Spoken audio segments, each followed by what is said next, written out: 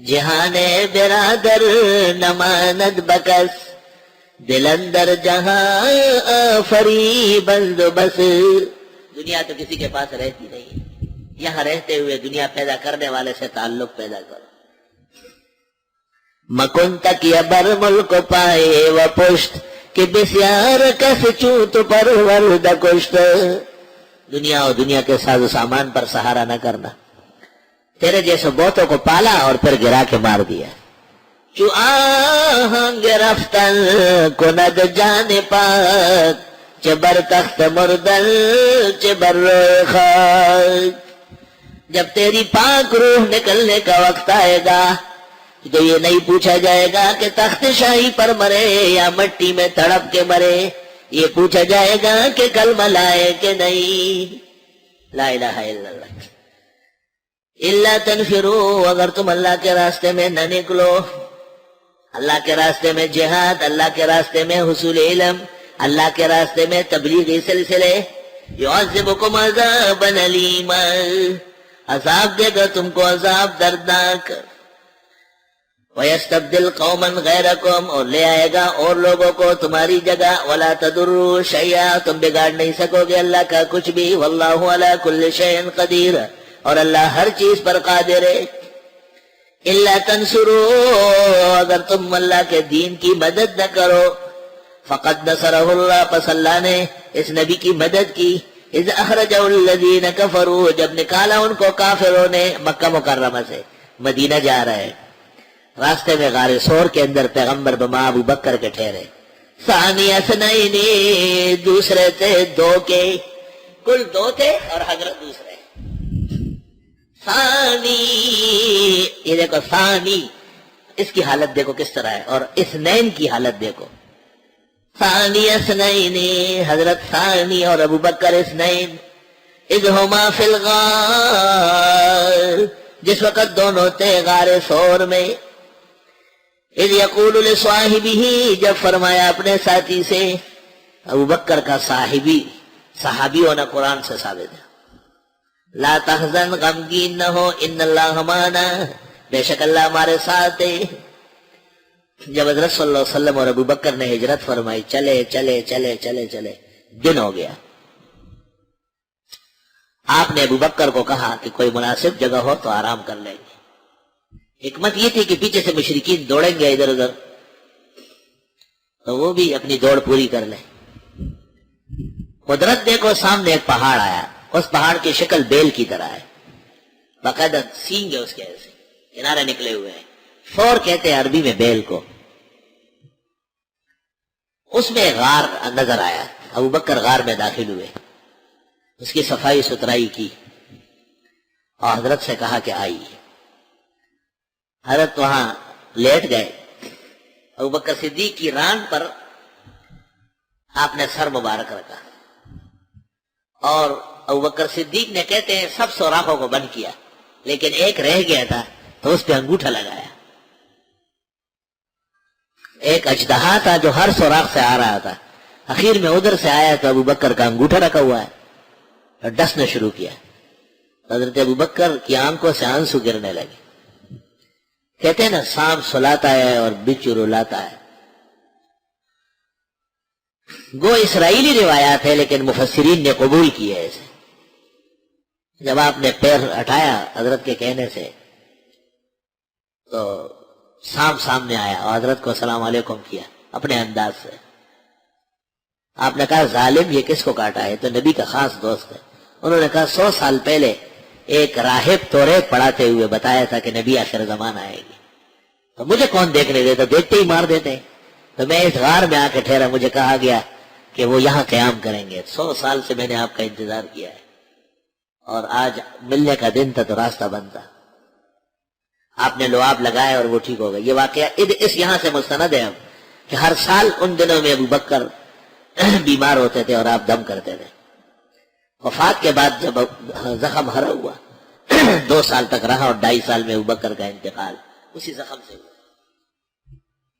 بخاری اور مسلم اور جوامع و مسانید کی روایت یہ ہے کہ سراقہ بن مالک بن جوشم وہ مشرکین نے اعلان کیا تھا کہ جو زندہ پکڑ کے لائے اتنا اونٹ دیں گے، وہ بالکل قریب آیا۔ جب قریب آیا ابوبکر صدیق ان کو غار سے دیکھ رہے، آپ کو یہ خیال آیا کہ اگر یہ دیکھ لے تو پیچھے مشرکین کا لشکر ہے، ہمیں پکڑ لیں گے اور حضرت کی بے عزتی کر لیں گے۔ تو اس وقت ابوبکر کے آنسو گرے، آپ یکدم اٹھے، پوچھا کیوں رو رہے؟ انہوں نے کہا یا حضرت لو ابصر الی قدمیہ لرائنا، اگر نیچے دیکھے تو دیکھ لیں گے۔ آپ نے کہا واہ ابوبکر، ما تقول فی اثنین اللہ ثالثہما، ہم دو تھوڑے، یہ تیسرا اللہ بھی ہے، نہیں دیکھ سکتے۔ اور کہتے ہیں کہ غار کے منہ پر کبوتری نے آ کے چٹ پٹ گھونسلہ ڈالا، مکڑی نے آ کے وہ جالا تانا اور اس کے اندر کبوتری نے لا کے انڈے دیے، تو انہوں نے دیکھا کہ قدم وہاں ختم ہو گئے۔ بس زبردست قدم کا علم ہے، وہ قدم شناسی کا، کھوجی جسے کہتے ہیں کھوجی۔ لیکن لوگوں نے ان کو کہا کہ یہاں تو گھونسلے بنے ہوئے ہیں اور انڈے پڑے ہوئے ہیں۔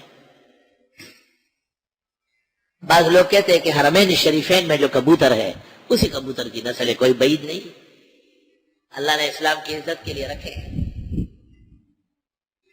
چند سال پہلے جب عراق اور ایران جنگ ہو رہی تھی، عراق اور کویت، سعودیوں کو بھی تنبیہ و پریشانی تھی، بادشاہ نے پوچھا تو کہا گیا کہ یہ کبوتر 1400 سال سے یہاں آباد تھے اور یہ نکالے گئے۔ تو بادشاہ نے راتوں رات حکم دے دیا کہ کسی طریقے سے بھی کبوتر حرم واپس لے آؤ، اور اب وہاں پر پنکھ ایسے بنائے کہ ان کے ساتھ کبوتر نہ ٹکرائے۔ لا الہ الا اللہ۔ جس وقت آپ حضرات غار سے نکل آئے اور روانہ ہو گئے تو سراقہ بن مالک بن جوشم آیا اور گھوڑے کو بڑی تیز رفتاری سے چھوڑا کہ بس سب تو پکڑے گئے۔ آپ کو ابوبکر صدیق نے کہا کہ وہی شخص ہے اور ابھی بالکل تیز رفتار سے آ رہا ہے۔ آپ نے ایسا دیکھا اور فرمایا اللہم خذہ، کہ اللہ اس کو اسی زمین میں دھنسا دے۔ تو زمین پھٹ گئی اور گھوڑے کی اگلی ٹانگیں سیدھے اندر گئی اور وہ دھڑام سے ادھر چلا گیا، گر گیا۔ اٹھ کے آیا اور پیغمبر کے آداب بجا لایا اور کہا وعدہ کرتا ہوں کہ آئندہ کسی کو ادھر سے گزرنے بھی نہیں دوں گا، لیکن خطرہ ہے کہ آپ کی اللہ مدد کر لے اور آپ کے لشکر ہمارے شہر میں آئے، کہ کہیں اور کا رہنے والا ہے، تو مجھے امن ملنا چاہیے، میں بھی تو آپ کے امن کا دائی بن کے واپس ہو رہا ہوں۔ تو حضرت نے جو اس وقت کوئی پرزہ ملا اس پر لکھا، یہ ابو بکر سے لکھو آیا کہ سراقہ بن مالک بن جوشم کو امن حاصل ہے، اور نیچے لکھ دیا من محمد رسول اللہ صلی اللہ علیہ وسلم۔ حضرت عمر رضی اللہ تعالیٰ عنہ کے زمانے میں اسلامی لشکر اسی آبادی میں پہنچ گیا اور اسلامی فوج نے ان کو آرڈر دے دیا کہ سب کے سب لوگ باہر ہو جاؤ اور آبادی اور زمینیں اور باغات مسلمانوں کے حوالے کرو۔ سراقہ بن مالک بن جوشم بوڑھا تھا، نابینا ہو چکا تھا، اور لوگوں سے کہا مجھے ملاؤ ان سے۔ حضرت عمر کے پاس آیا اور کہا آپ کو ہجرت کا دن یاد ہے؟ کہا یاد ہے پورا۔ کہا کوئی قصہ سنا ہے؟ انہوں نے کہا بالکل۔ کیا ہوا تھا؟ انہوں نے وہ سراقہ کا قصہ سنایا۔ کہا انا سراقہ بن مالک ابن جوشم وہذا شک عندی من مکتوب رسول اللہ صلی اللہ علیہ وسلم بامن هذا البلد۔ حضرت عمر نے کہا لکم الامن، ہم آپ کے محافظ ہیں۔ اور حضرت عمر نے ان سے درخواست کی کہ یہ حضرت کے ہاتھ کا لکھا ہوا ہے، اگر آپ مجھے دے تو میں بوقت وفات اپنے کفن میں رکھواؤں گا۔ لیکن سراقہ نے کہا نہ، یہ میرے لیے لکھا ہے، آپ کے لیے نہیں لکھا ہے، آپ کے لیے بس اتنا کافی ہے کہ آپ اس پر عمل کریں۔ حضرت عمر نے کہا عمل لازم ہے، اگر تم مدد نہیں کرو گے تو اللہ پیغمبر کی مدد کے لیے موجود ہے۔ اللہ نے ہمیشہ مدد فرمائی۔ جب نکالا کافروں نے دوسرے دو کے، اذ ہما فی الغار، جب دونوں غار میں تھے، اذ یقول لصاحبہ، جب آپ نے فرمایا اپنے دوست سے لا تحزن، غمگین نہ ہو، ان اللہ معنا، بے شک اللہ ہمارے ساتھ ہے۔ یاد رکھنا حزن ہمیشہ کسی اور کے لیے ہوتا ہے۔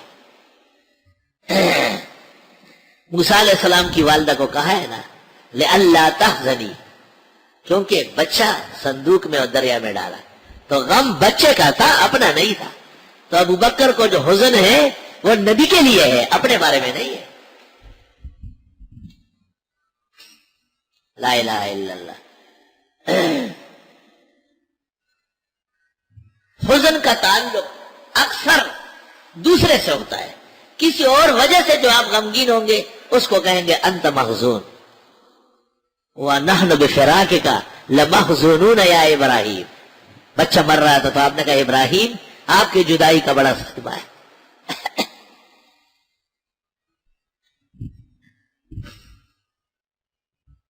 تو ابو بکر کو اپنا خوف نہیں تھا، وہ تو مجرم نہیں تھے، ان کے اوپر تو کوئی الزام نہیں تھا، دشمن تو پیغمبر کے تھے. تو ابو بکر کو جو حزن تھا وہ رسول کریم صلی اللہ علیہ وسلم کی وجہ سے تھا.